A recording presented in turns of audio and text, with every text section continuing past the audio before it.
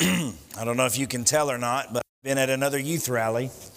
I come back from a youth event every time I come back from somewhere, and my voice is about gone, whether it's camp in the summertime or exposure youth camp in the wintertime. I just get too into it. I get too wrapped up. It's also possible that some of this is due to watching football yesterday. That's a possibility. I think for the most part, I know that I'm going to, step on some toes by saying this, but for the most part, most people in here who care about football are pretty happy with the way things went yesterday. Auburn fans are pretty happy. Alabama fans are pretty happy. Clemson fans are pretty happy. Exactly. Some people not so much, don't want to hear about it. But things to be glad for as we begin to wind down 2018. We've got our class material that will continue on through January and February, and we picked it up and we're kind of continuing this study, this series on, there's a lot of different things to call it. I don't really have one title for class, but part of me just wants to call it Loving Your Neighbor. Because we're trying to look at the two sides of what it means to be a Christian. And the first and most important is to love the Lord your God. That's what Jesus said. That's what the Old Testament proclaims. That's what the New Testament authors say. The first commandment is love the Lord your God with all your heart, soul, mind, and strength. But then the second is like it, and it's love your neighbor as you love yourself. And in other places in the New Testament, Paul and James and other people say that when you love your neighbor, you are fulfilling the royal law. You are fulfilling the role of being like Christ to other people. So we've been talking about for the past few weeks, and as we move into kind of some more detailed questions, more detailed ideas, is how do we decide how to do that? How do we make these decisions? And of course, we begin with the authority, the source of information that we can trust, and that being and coming from the Word of God. And that's why that loving God is the first commandment. Okay, we have to begin with a love for God because we have to know how to listen to God. And there's a lot of different places out there saying this is what God says and this is what a different God says, or this is a different thing that God says. Very confusing messages. So the first thing that we have to do is get our communication and relationship right with God so that we can understand what we're reading or understand where we get our knowledge from, instead of just standing up and saying, I just do what feels right. Last week and the previous week, we talked about the three questions we all ask when we're trying to figure out if something is good or not. And we talk about the character of the person, or we talk about their intentions. What was I trying to do? Was I trying to do something good, or was I trying to do harm? We look at the action itself. What did you do? What choice did you make? And sometimes you can have the best of intentions, but you can do the bad thing. You can do a wrong thing. And then thirdly, we do look at the outcome. We look at what resulted from that. And when we talk about that second idea, some actions in and of themselves, we have standards, we have rules, we have commandments, guidelines, we have things that we're supposed to do. And for a lot of people in the world today, that standard is just what I think is right. My own conscience, my own opinion. And so what do we do when we have a group of people that lives based on, well, I'm just going to do what makes sense to me, but everybody has different opinions? What does that wind up looking like? Chaos. I mean, that's a pretty good word, right? What does the Bible say about the book of Judges? When there was no king in Israel, it said every man did what? Every man did what was right in his own eyes. They just kind of went through and they had their own selves as their standard. They didn't have and part of the statement is, because there wasn't a central government, because there wasn't a king to make laws, everybody just kind of went off their own direction and did whatever they wanted to do. The problem with that is the book of Judges. Is it full of really heartwarming, lovely, cute pictures of people getting along and treating each other nicely and doing well? The book of Judges is ugly. I mean, if you haven't read through the whole book of Judges, we got pictures like Samson and Gideon and some things like that. Read the second half of the book of Judges, and that's some of the ugliest stuff in the whole Bible. Some of the ugliest stuff in the whole Bible takes place in the second half of the book of Judges because everybody just did what was right in their own eyes. They didn't have a standard. They said, well, that makes sense to me, so that's what I'm going to do. And when we live that way, it's fine until it comes to dealing with other people, and then we treat them not how we want to be treated, but we treat them in the way that suits us best or gets me what I want rather than worries about other people. So we talk about having to have a standard. We have to talk about having a set of guidelines that we can trust. And the Bible gives us those guidelines. But I think that we have to be careful because even though the Bible tells us there are things that are right and there are things that are wrong, the Bible also provides for the fact that life is complicated. Life is not always a simple black and white solution. And we have certain times in life where we have to make decisions that are difficult to make. And here's what I mean by that. I want you to turn to Matthew chapter 23. And we're going to read several passages this morning. We're going to read several different verses. But I want us to understand that when it comes to choosing to do a good thing or a bad thing, that sometimes we have real dilemmas, situations that we have to face. In Matthew chapter 23, Jesus is talking about the hypocrisy of the Pharisees. They are hypocrites. And in the first 3 or 4 verses, we've looked at Matthew 23 already, so I'm not going to go back into that, but he points out the 3 or 4 defining characteristics of a hypocrite. A hypocrite is somebody who says one thing and does another. A hypocrite is someone who expects other people to live up to a certain standard that they're not willing to live up to. And a hypocrite is also somebody who tries to put on a show for other people in public so that they look good, but in truth, they're actually empty and they act a totally different way when they think that they can get away with it. Those are the 3 main defining characteristics of what it means to be a hypocrite. And we have to ask ourselves repeatedly throughout the course of our life, do I do any of those things? Do I expect other people to act better than I expect myself to act? Do I hold other people up to a higher standard of accountability and then I let myself slide? Do I teach things that other people have to do, but I don't worry about doing them myself? Or do I worry about what I look like to other people, and do I pretend really hard to be a certain way, but then when I think nobody else is around or nobody else will catch me, I'm willing to do a whole lot of other things that I wouldn't do in front of people? Those are the 3 characteristics of being a hypocrite.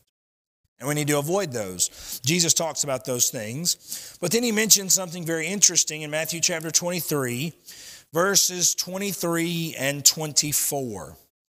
And to save my voice a little bit, why don't we have a little participation? Somebody read for me Matthew 23, verses 23 and 24.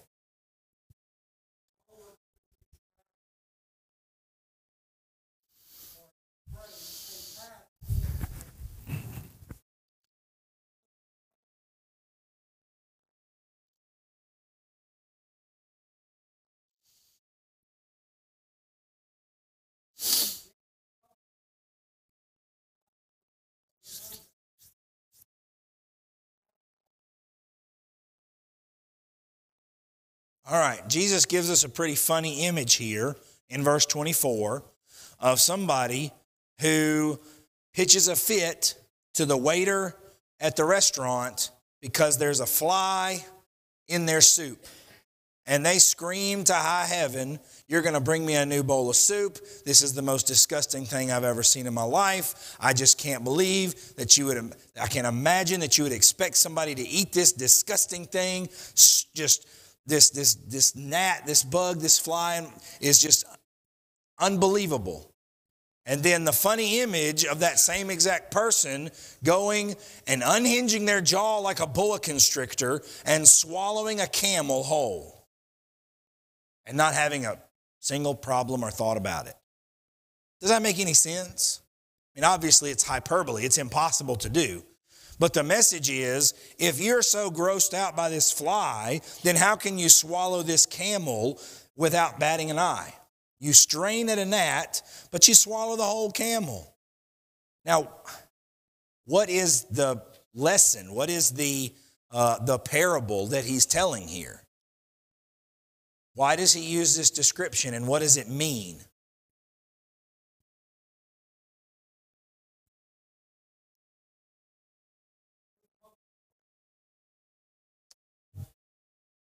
Do the most important things.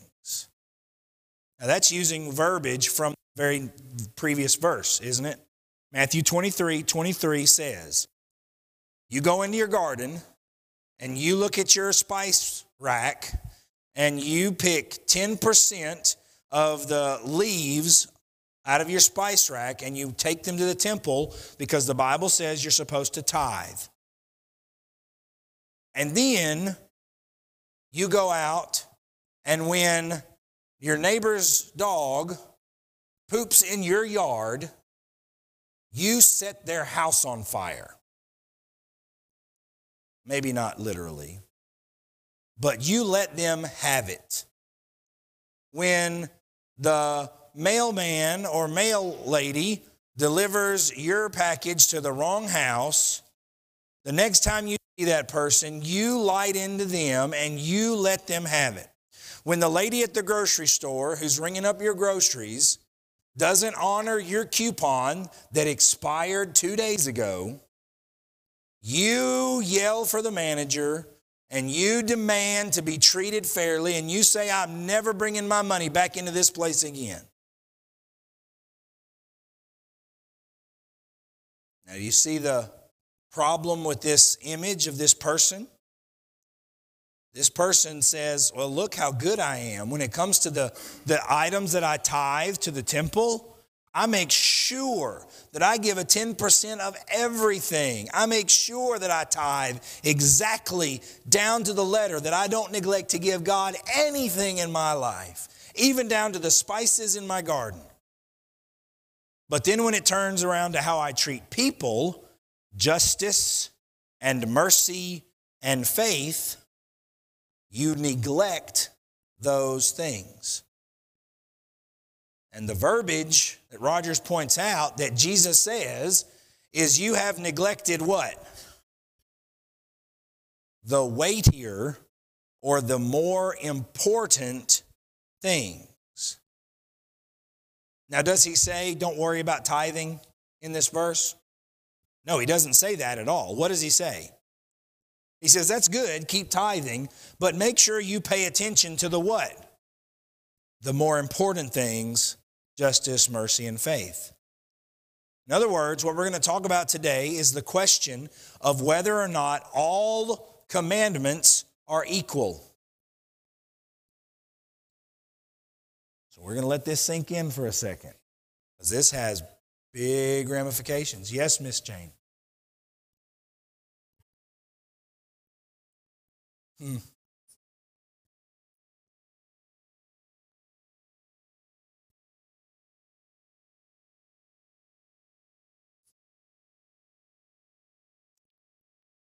I know.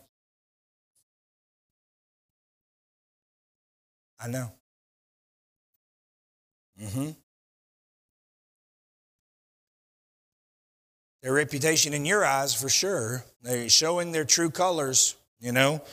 You work at a place that's supposed to be where Christians come to buy things, and the Christians come to buy things, and when they don't get their way, they pitch a teetotal fit. They have a word that I didn't learn until I moved to Alabama. This is not a thing anywhere else in the world, folks. They have a come apart. Never heard that in my life till I moved to Florence, Alabama, but I know what a come apart is. All right? If you're having a come apart over these little things and you're letting them get under your skin and they're letting you treat other people badly, then you made a mistake. That's exactly right. I was just about to bring up the Sunday rule, right? It is a long-standing tradition understanding that if you are a server at a restaurant, the last day you want to work is what day of the week? Sunday. Because when all the church people get out of their church service, they're going to come in droves of 10s and 20s, and they're going to take up your whole restaurant, and then they're going to tip you 4%. Well, I don't know why the servers were expecting anything different, because they only gave God 2%. You know what I'm saying? If you're only putting 2% in the collection plate, I can't imagine you'd put much more than 4 or 5% in the tip, at the end of the check. You got to do better, It's understood that they're going to come in and they're going to expect to get the best seat in the house, and they're going to expect to be treated like royalty, and at the end of the day, they may or may not tip you at all. And I hate that is a reputation that Christians have. But I used to wait tables at Pizza Hut when I was in college, and it's not an exaggeration. Some of you have those stories as well. So what we're going to do today is ask the question, is tithing 10% of your spices to the temple as important as showing justice and mercy and faith? Are those commandments equal in God's eyes? Now, this should be an easy one because we just read a verse, and what did Jesus say? Are those equal in God's eyes? They are not. Jesus says, now you need to do that. You need to tithe to the Jewish, system. You need to tithe to the temple. Neglect that, but you need to focus on the weightier matters of the law. Let me give you another example. We're still in Matthew. Go over to Matthew chapter 22. It's just a page back. I'll give you a couple of other ones. Matthew chapter 22, somebody read for me verse 36 and 37.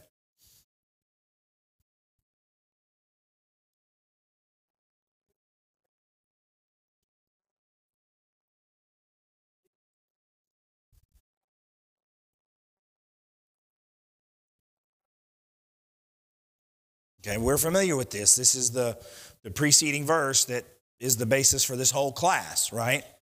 So the lawyer comes to Jesus and says, what is the greatest commandment? What is the most important commandment? And Jesus says, all commandments are equal. There is none that is more important than another. Is that what Jesus said? No. What did Jesus say? The greatest, the top of the list, is love the Lord your God with all your heart, all your soul, with all your mind. Turn back to Matthew chapter 5. And again, let's listen to Jesus talk. And somebody read for me Matthew chapter 5 and verse number 19.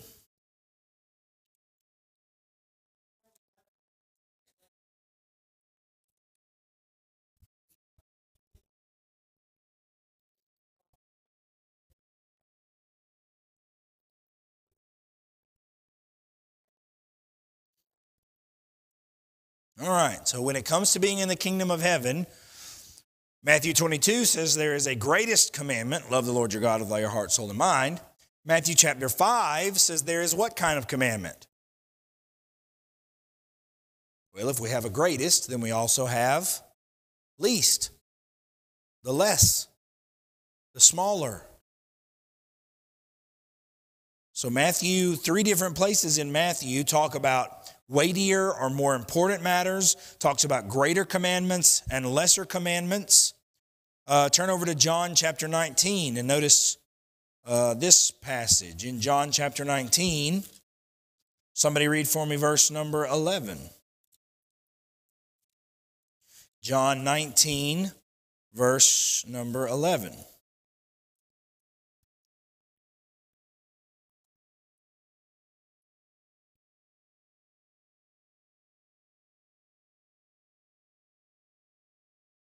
All right, now we take it out of the realm of commandments and we look at sins And in John chapter 19, Jesus says that there is a possibility of committing what kind of sin?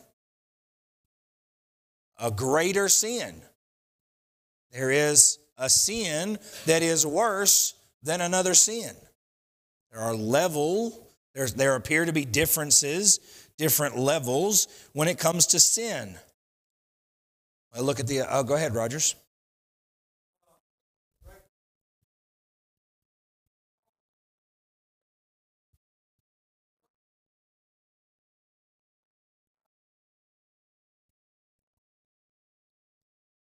Well, Rogers brings up a good point. If they're all works of the flesh, drunkenness is listed along with gossip, and yet we think one is worse than the other, but are they worse than the other? And that's what we're trying to talk about this morning. I'm wanting to bring out some verses, and then we're going to compare them to what the thought process that Rogers brings up, and we're going to try to get to an understanding. So keep that in mind. I mean, don't we teach our kids that a sin is a sin is a sin? Okay. Now we've got to figure out how to join that with these verses that we're reading here. For instance, John 19 specifically says there's a greater sin. Well, let's keep thinking about it. Jane?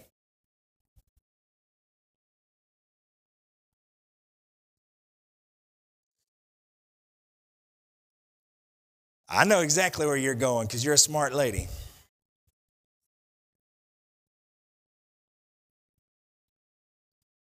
Right. If we have greater or lesser sins, then maybe, like Dante in his Divine Comedy, he talks about there being 9 levels to hell and 7 levels to heaven.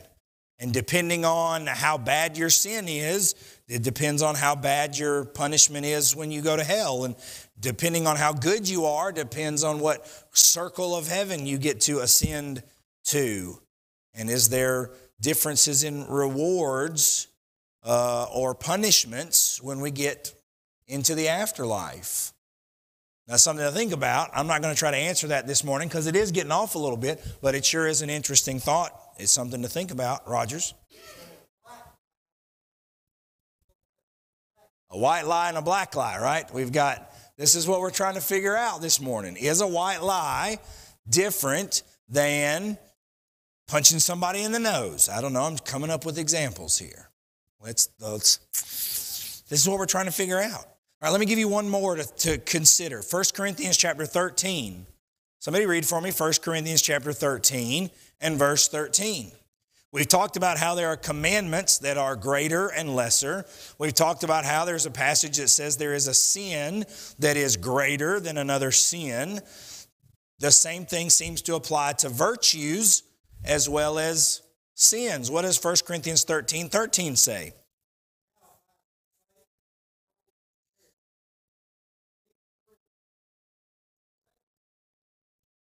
All right, you've heard this verse before. Maybe we haven't thought about it. But the verse clearly says, now abideth these 3, faith, hope, and love, or charity. And they're all equal because all things are equal. Is that what it said? No. When it comes to virtue, there's faith, there's hope, and there's love. And the greatest of these is love.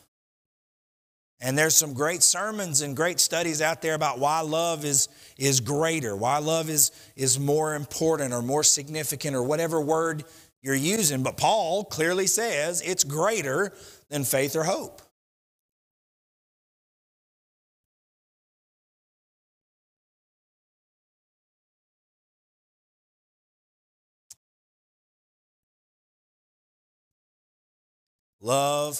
Love influences all of those other things. Maybe hold on to that idea as we keep talking about what's going on. You can't have real faith if you don't love God, right? And you can't have real hope unless you know love and have love to give you something to hope for, right? And that's a great example too. That's a great way to think about it. But we have these descriptions in the Bible that tell us we need to be thinking about how we view virtue and vice, if you let me use those words, sin and righteousness. Because a lot of times, I'm going to get in trouble. All right. When in doubt, don't. Miss Jane Cooper is right. I have a friend who basically put on Facebook within the past month that if you tell your kids, none of them are in here, right? If you tell your kids there's a Santa Claus, you have lied to them and you're going to hell. You've never seen, well, maybe you have seen a Facebook argument like what got started on that post, telling people that if you tell your kids there's a Santa Claus, you're flat out lying to them, and that's just, you might as well just go ahead and throw them in an oven and bake them for 350 degrees because of the harm you're doing to those kids by telling them there's a Santa Claus. Now, I'm not going to get into the merits or the problems of talking about Santa Claus and how you celebrate Christmas, but the reason I bring that up is because we have to ask ourselves the question, is talking about Santa Claus in the same category as killing your kids? Deirdre, what you got?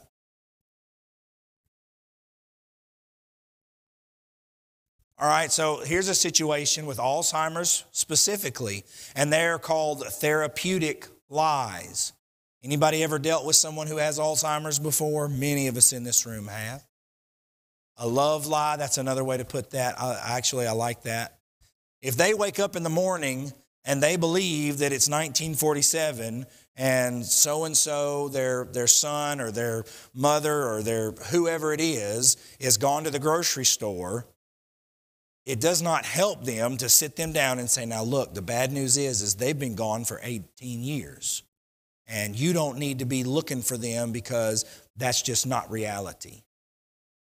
You do more harm in that moment. Now, if they're going out and trying to get in the car because they're going to go find them and they don't need to be driving, that's a little bit different story. But the point being, this is what we're trying to understand this morning, because Rogers is right. Big surprise, right, Roger? But no, the Bible is very clear. How many sins does it take to send a person to hell? One. And does it matter what it is?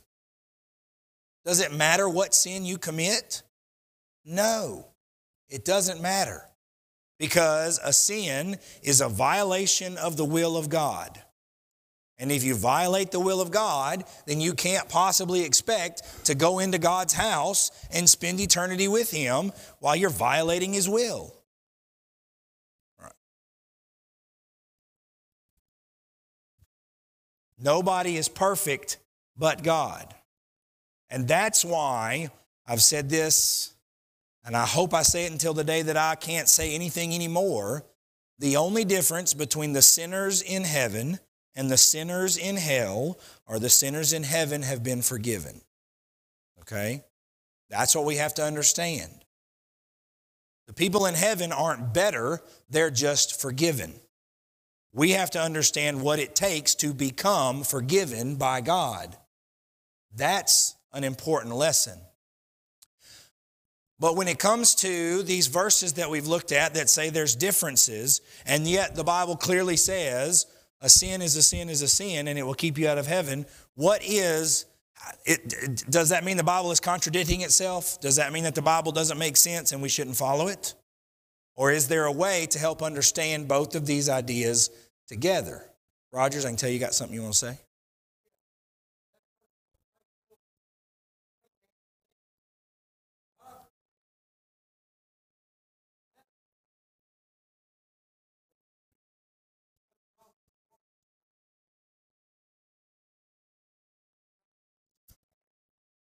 A lump of coal. So rewarding for good behavior is not necessarily bad or wrong in and of itself. And God is a rewarder of those who do well. And so, that's a possibility. There's all kind of discussion. But, some people, I'll tell you what I told him. Just not everything, but turn to 2 Corinthians chapter 10. just make a note real quick, or maybe it's 1 Corinthians chapter 10. Let me look. 2 Corinthians chapter 10.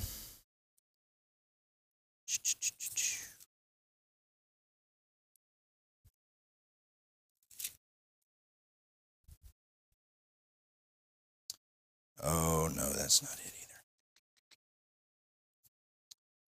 Where is the verse? See, that's why I shouldn't have brought it up. It's 1 Corinthians chapter 8. I apologize. 1 Corinthians chapter 8. We were here the past couple weeks talking about food sacrificed to idols. And this was a verse that helped me understand what to do with the education that we have as Christians. 1 Corinthians chapter 8, verse number 1, concerning food offered to idols, we know that all of us possess knowledge. This knowledge, what? Puffs up, but love, what? Builds up. Just because you know something that somebody else doesn't know, doesn't mean you need to bash them over the head with it. Because sometimes you trying to show your smarts by showing how much more you know than another person or correcting them for not being as smart as you are builds yourself up really great, but it doesn't, or it puffs yourself up really great, but it doesn't do anything to build anybody up. And so the Bible talks about vain arguments. The Bible talks about getting into minor disputes about silly things that in the end of the day don't fix anything. And we need to be able to discern between important conversations to have and meaningless conversations to have. Because we can do it, well, I can put stuff on Facebook all day long that makes me seem really, really big, puffs me up really, really great, but it doesn't do anything to build anybody up like love should be doing. So that's something to think about. But back to this issue of whether or not sins are worse than other sins and how we're going to try to balance that with what the Bible is telling us here about weightier matters and the least and the greatest and all of these kinds of things. I've used the illustration before of what the Greek word for sin actually means. And maybe you've remembered that or not. It's an archery term. Have you remembered me talking about that before? The Greek word and the Hebrew word also. The Greek word for sin is hamartia, and it's an archery term. Does anybody remember what it means? So specifically, literally, it means to miss the mark. It means, and we've got some marksmen in this room. And when you've got a target up 10, 25, 50 yards away, and you aim whatever weapon that is, whether it's a bow and arrow or a handgun, or a rifle with a scope on it, whatever it is, what are you trying to do when you pull the trigger? You want to hit a what? A bullseye. I want to hit the center of that target. I want to prove that I have a perfect shot and it goes exactly where I want it to go. All right? The Greek term hamartia means if you release that arrow, or you pull that trigger and you push your finger or you pull your wrist to the right or to the left, or you aim poorly and that arrow or that bullet strikes anywhere else on the target except the bullseye, you missed. You missed. Does it matter if you missed by an inch or by 3 feet? Because what do we say? Close only counts in what? Horseshoes and hand grenades. You can be close with a hand grenade. It'll probably still get the job done. Close doesn't count. All right? To be perfect. And what does the Bible say? What does the Bible say in Matthew chapter 5 and verse 48? Let me read for me. Matthew chapter 5 and verse 48. What does it say?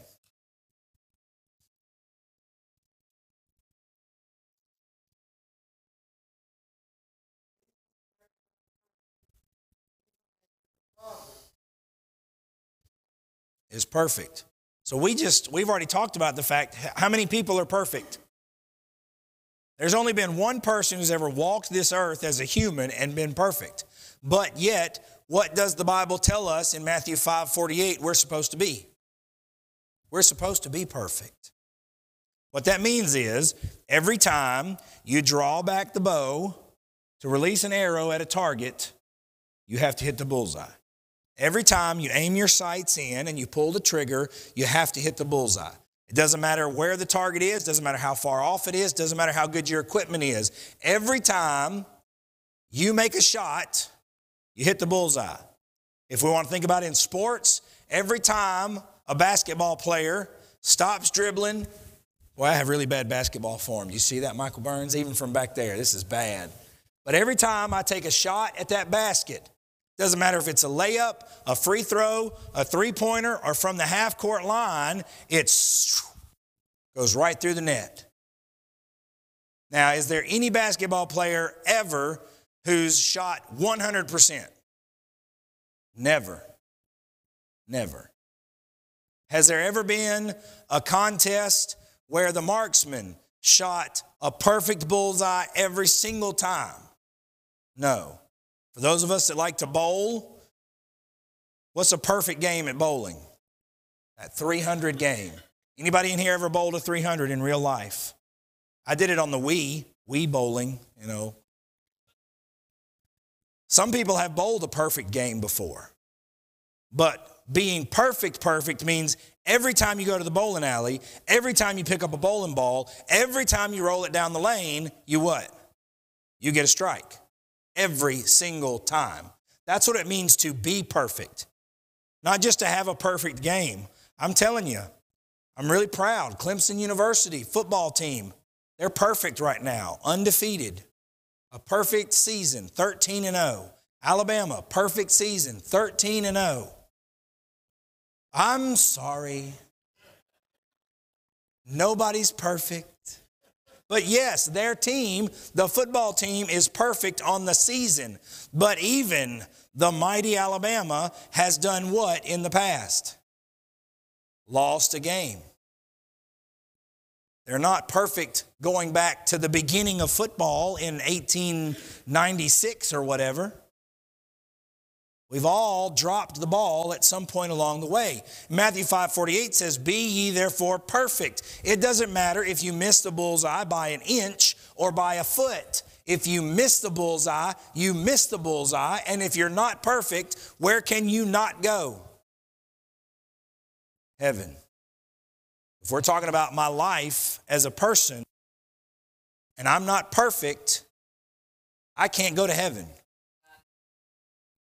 Quit jumping ahead of me. But you're exactly right. But before we get to God being merciful, let's remember why. Because a lot of people raise their hand and say, Adam, that's not fair. None of us are perfect. It's not fair for God to expect that of us. So isn't he the one who gets to make the rules? Why doesn't he just lower the bar? Why doesn't he just make it so that you don't have to be perfect to get to heaven? Why do we have to be perfect if we want to go to heaven? All right, there's a price that was paid. It's true. What else? Because of the perfection of Christ. Who said it back there? That's what I want to hear. Say it loud. Because heaven is what? Perfect. All right? Heaven is perfect. Now, if I put a glass of water up here on the podium and it is 100% H2O, what are the odds that I can get actual 100% H2O with nothing else in it, Michael Burns? It's probably not very great. But what if I take, let's say that I have it. I have produced 100% water, hydrogen dioxide. And then I take and I add 2% arsenic or cyanide or hydrochloric acid. Now, it's still 98% pure water, so who wants to drink it?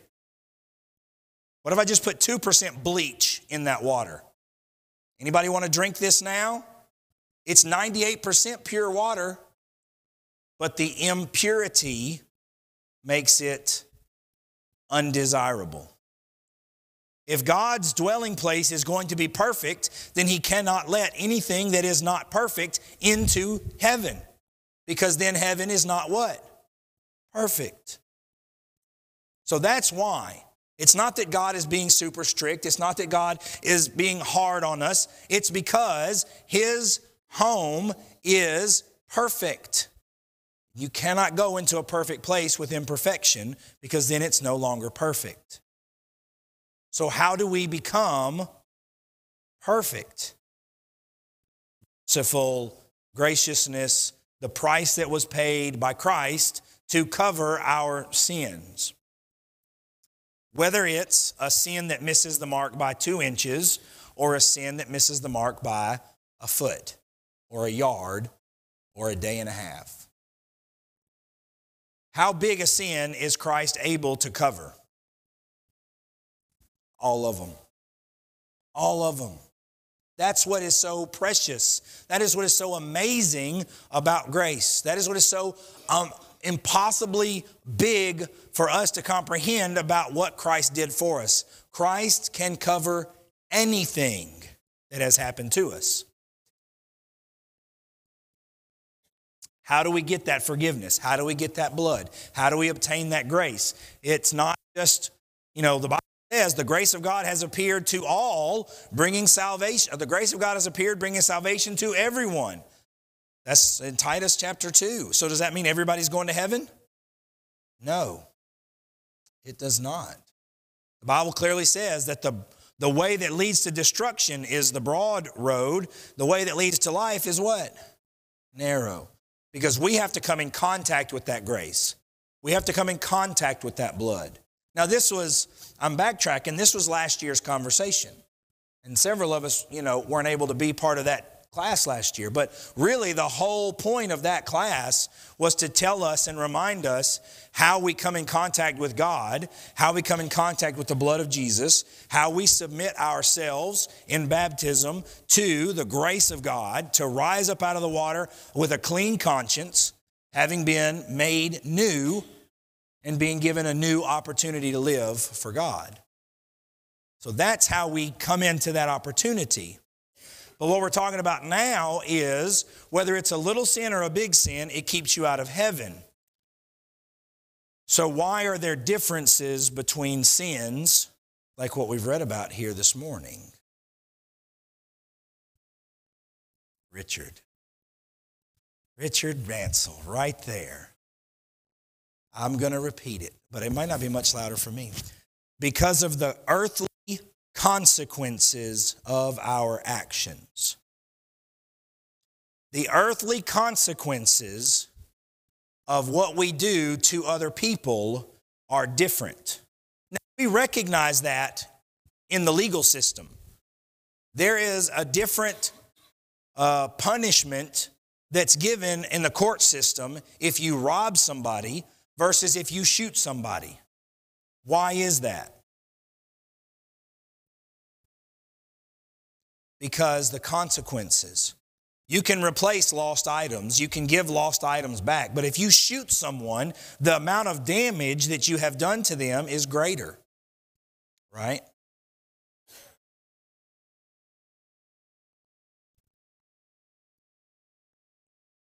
Yeah?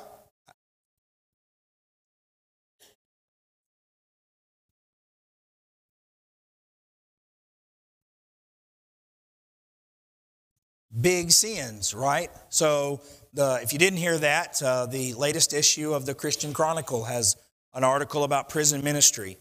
If you need help understanding forgiveness, you need to find a prison ministry and get involved with it. I mean, let me just tell you that, by the way. But you need to see how God can work in people's lives that you think are irredeemable, who are unsavable, who don't seem like anything good could come out of that, and see what God can do in their life, and then you'll be thinking about things differently. We're going to come back to this next week and kind of finish it up, but the point is we talk about these consequences. And tithing the spices in your spice rack is good, but the effect that has on the world is a little bit different than if you go over here and are unjust to your neighbor. And so that's part of how we need to determine how we're going to treat other people and why some things are worse than other things based on the consequences that happen as a result. So some fun stuff to think about. Thank you very much. We'll see you next.